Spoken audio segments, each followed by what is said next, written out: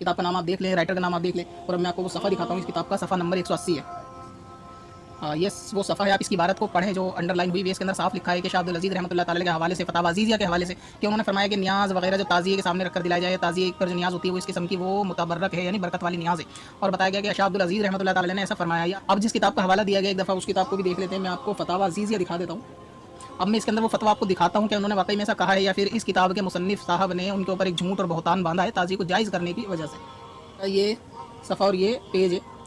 अब इसके अंदर पढ़ लेंगे शाह अब्दुल अज़ीज़ रहमतुल्लाह ताला क्या फरमा रहे हैं। उन्होंने फरमाया है अपने इस फतवे के अंदर कि जिस खाने पर इमाम हुसैन का इसाले सवाब किया जाए, न्याज वगैरह उसकी की जाए, फातिहा की जाए, उसमें दुरूद फातिहा और ये सब चीज़ें पढ़ी जाए तो वो खाना बरकत वाला हो जाता है। यानी उन्होंने ये नहीं कहा कि जो ताज़ी के सामने रखा जाएगा वो खाना बरकत वाला हो जाएगा। अब इसके अंदर पढ़े वो फरमाते हैं अलबत्ता वो खाना जो ताज़ियों के सामने रखना पूरी रात उसके सामने, बल्कि असली कब्र के सामने भी रखना, इसमें मुशाबहत कुफ़ार पाई जाती है। इस बिना पर इसमें कराहत है।